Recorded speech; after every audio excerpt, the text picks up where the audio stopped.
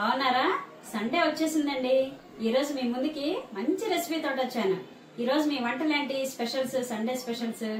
మరి ఈ రోజు ఏం రెసిపీ చేయబోతున్నానంటే మీరు అడిగిన సాంబార్ అండి. సాంబార్ చేయబోతున్నాను.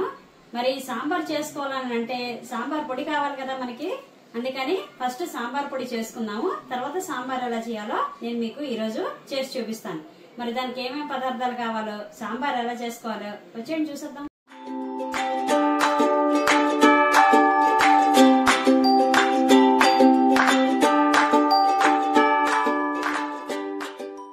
ఇప్పుడు నేను సాంబార్ పొడి తయారు చేయబోతున్నాను. పొయ్యి మీద బాండి పెట్టేసుకుని స్టవ్ వెలిగించేసాను. ఇప్పుడు మనం పావు గ్లాస్ తోటి చూడండి, పావు గ్లాస్ తోటి శనగపప్పు ఫస్ట్ వేసుకుందాం. చూడండి, పావు కేజీ శనగపప్పు వేసాను కదా. ఇప్పుడు మనం ఇందులోని ఒక 4-5 చెంచాలు ఆయిల్ వేసుకుందాం. ఆయిల్ వేసుకున్నాం కదండి. ఇప్పుడు ఒకసారి కలుపుకుందాం. మీడియం మంటలోనే పెట్టి వేయించుకోండి, హైలో పెట్టద్దు, మాడిపోతుంది. శనగపప్పు కొంచెం వేగిన తర్వాత నెక్స్ట్ ఏం చేయాలో చూపిస్తాను. చూసారు కదండి, శనగపప్పు కొంచెం వేగింది కదా. ఇప్పుడు మనం పొయ్యి బాగా సిమ్ లో పెట్టుకొని ఏ గ్లాస్ తో అయితే నేను మీకు శనగపప్పు చూపించానో అదే గ్లాస్ తోటి గ్లాసున్నర ధనియాలు వేసేయండి. గ్లాసున్నర ధనియాలు అంటే పావున్నర ధనియాలు. గ్లాసున్నర ధనియాలు వేసానండి. శనగపప్పుతో పాటు ధనియాలు ఎందుకు వేయలేదో తెలుసా? ధనియాలు తొందరగా వేగిపోతాయండి, శనగపప్పు వేగదు, పచ్చిగా ఉండిపోతుంది. కొంచెం వేగిన తర్వాత శనగపప్పు కొంచెం వేగిన తర్వాత ధనియాలు వేసుకోండి. ధనియాలు వేసుకున్నాం కదండి. ఇప్పుడు మనం ఒక 2 గుప్పిళ్ళు ఎండుమిరపకాయలు వేసేసుకోండి. 2 గుప్పిళ్ళు చూసారు కదా, 2 గుప్పిళ్ళు వేసుకున్నాను, సరిపోతుందండి. మీకు ఇంకా కారంగా కావాలనుకుంటే మరో గుప్పిడు వేసుకోండి. వేసుకున్నాం కదా. ఇప్పుడు మనం చక్కగా కలుపుకుందాం. ఇంకా ఆయిల్ వేయకండి, ఎందుకంటే మనం ముందేసిన ఆయిలే సరిపోతుంది. ఇప్పుడు మనం ఇవన్నీ వేగుతున్నప్పుడే ఒక చెంచా మెంతులు వేసేసుకోండి. మెంతులు వేసుకున్నాం కదండి.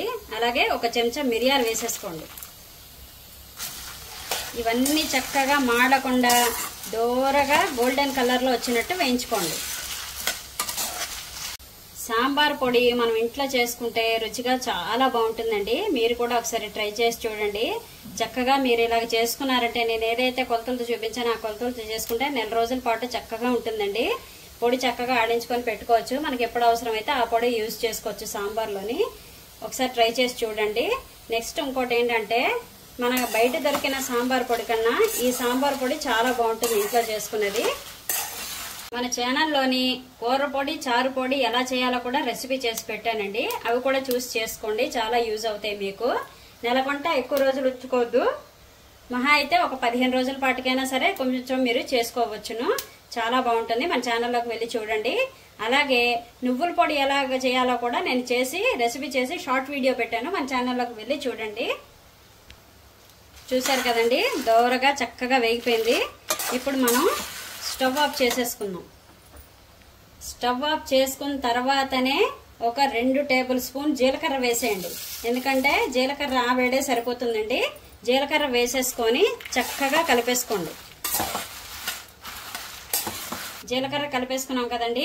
ఇప్పుడు మనం ఇది కిందకి దింపేసుకొని ఇప్పుడు మనం ఇది చల్లారి పెట్టేసుకుందాం. ఇది చల్లారే లోపల సాంబార్ కావాల్సిన ముక్కలు తరుపుకుందాం మనం.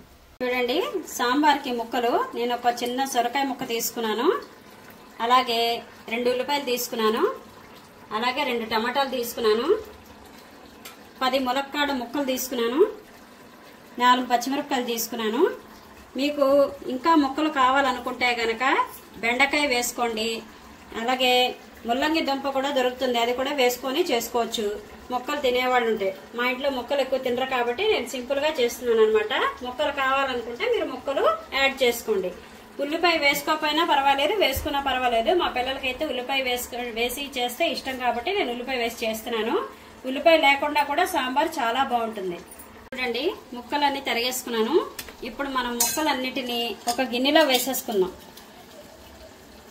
ములక్కాడ ముక్కలు, సొరకాయ ముక్కలు,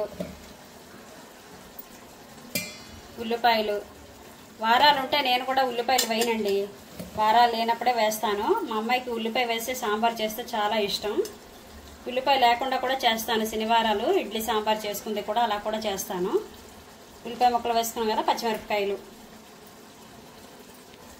టమాటా ఏంటి వేయలేదు అనుకోగలరు. టమాటా ఇప్పుడే కాదండి, టమాటా ఏం చేయాలో నేను నెక్స్ట్ మీకు చూపిస్తాను. ఇప్పుడు ముక్కలు వేసేసుకున్నాం కదా, చూడండి. నేను ఇక్కడ పెద్ద నిమ్మకాయ సైజు అంత చింతపండు నానబెట్టుకున్నాను. దీనికి ఇప్పుడు పులుసు తీసేసుకొని మనం ముక్కల్లోని వేసేసుకుందాం. రుచికి సరిపడా పులుపు వేసుకోండి. ఎక్కువైనా బాగోదు, తక్కువైనా బాగోదు, సమానంగా వేసుకోవాలి. చింతపండు పులుసు వేసుకున్నాం కదండి. ఇప్పుడు ఒక గ్లాస్ నీళ్లు పోసుకుంటున్నాను నేను ముక్కలు ఉడకడానికి. 1/2 టేబుల్ స్పూన్ పసుపు, రుచికి సరిపడా ఉప్పు, కావాలంటే చూసి మళ్ళీ వేసుకోండి. అలాగే చిన్న బెల్లం ముక్క, కొంచెమే, ఎక్కువ వేసుకోకండి, టేస్ట్ చాలా బాగుంటుంది. ఇదంతా ఒకసారి కలిపేసుకొని మనం స్టవ్ మీద పెట్టేసుకుందాం. చూడండి, మనం పొయ్యి మీద పెట్టేసుకున్నాం కదా. మీడియం సైజ్ మంటలోని 1/2 గంట 20 నిమిషాల సేపు మనం ముక్కల్ని ఉడకనిద్దాం. ఇవి ఉడికే లోపల సాంబార్కి ఏదైతే వేయించుకున్నామో అది చల్లారిందో లేదో చూద్దాం రండి. చూసారు కదండి, చక్కగా చల్లారిపోయింది. మీరు ఇందులో ఇంగువ వేయలేదు ఏంటండి అనుకోగలరు. నేను మిరియాలు వేసాను కాబట్టి ఇంగువ స్కిప్ చేశాను. సాంబార్కి పోపు పెట్టినప్పుడు ఇంగువ వేస్తానండి. మీకు కావాలనుకుంటే ఇందులో ఇంగువ వేసుకోవచ్చు. ఇప్పుడు మనం ఇది పొడి ఆడించేసుకుందాం. గుమగుమలాడే సాంబార్ పొడి తయారైపోయిందండి. చూడండి ఎలా చేశాను అని. చక్కగా చూడండి, టమాటా ముక్కలు తరిగి పెట్టుకున్నాను. అలాగే చిన్న కొబ్బరి ముక్క కూడా తరిగి పెట్టుకోండి, చిన్న కొబ్బరి ముక్క. అలాగే సాంబార్కి పప్పు ఉడకబెట్టేసుకున్నానండి, ముద్దపప్పు, కందిపప్పు ఉడకబెట్టి పెట్టుకున్నాను. ఇదైతే అందరికీ తెలుసు కాబట్టి నేనైతే చూపించలేదు.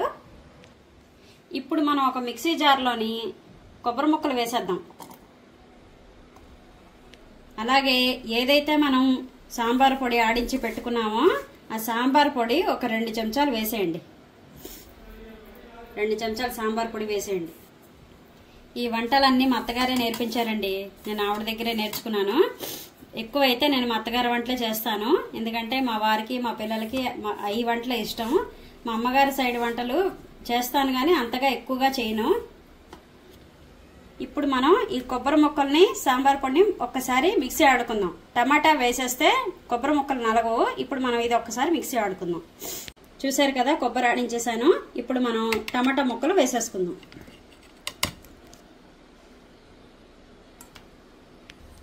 చూడండి, ముద్ద అయితే ఆడించేసుకున్నానండి. కొబ్బరి, సాంబార్ పొడి, టమాటా ముక్కలు వేసి ఇలా ముద్ద ఆడుకుంటేనే బాగుంటుందండి. సాంబార్కి టేస్ట్ చాలా బాగుంటుంది. ఇప్పుడు మనం ముక్కలు ఉడికేలేదో చూద్దాం. చూసారు కదండి, ముక్కలు అయితే చక్కగా ఉడికిపోయాయి. ఇప్పుడు మనం ఇందులో పప్పు వేసుకుందాం. 2 గరిటెలు పప్పు వేసేసుకోండి. చాలా మంది పప్పుతో పాటు ముక్కలు ఉడికిస్తారండి. నేను అలా ఉడికించను. ముక్కలు ఉడికిన తర్వాత నేను పప్పు వేస్తాను అన్నమాట. పప్పు వేసేసుకున్నాం కదండి. ఇప్పుడు ఏదైతే ముద్ద ఆడుకున్నామో అది కూడా వేసేద్దాం.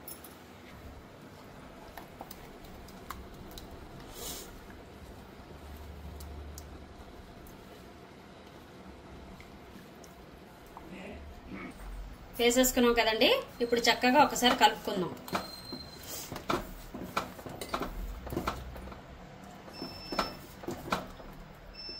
ఒక 2 ఉడుకులు రానిద్దామండి.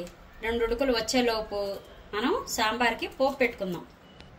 ఇప్పుడు పొయ్యి మీద బాండీ పెట్టేసుకొని స్టవ్ వెలిగించేసుకుందాం. 4-5 చెంచాలు నూనె వేసుకోండి. 1/2 టేబుల్ స్పూన్ ఆవాలు, అలాగే 2 మెంతులు, 1/2 టేబుల్ స్పూన్ జీలకర్ర, అలాగే కొంచెం ఇంగువ, 1/2 టేబుల్ స్పూన్ ఇంగు వేసుకోండి. సాంబార్లో పోపుతో పాటు ఇంగు పోపు వేసుకుంటే భలే టేస్ట్ ఉంటుందండి.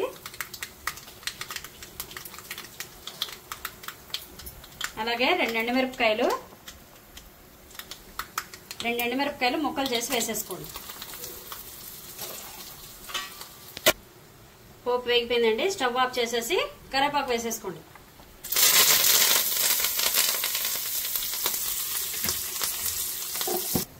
ఇప్పుడు మనం పోపుని సాంబార్లో వేసేసుకుందాం.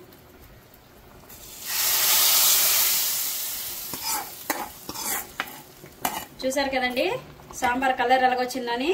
ఫ్రెష్గా ఆడుకునే పొడితోటి చేసుకుంటే భలే ఉంటుందండి. పొడి మాత్రం చేసుకొని మీకు నచ్చితే కనుక పొడి చేసుకొని స్టాక్ పెట్టుకోండి. ఇంతేనండి, సాంబార్ తయారైపోయింది. గుమగుమలాడే మీరు అడిగిన సాంబార్ తయారైపోయిందండి. మరి చూసారు కదా ఎలా చేశానో, మీరు కూడా ఒకసారి ట్రై చేసి చూడండి.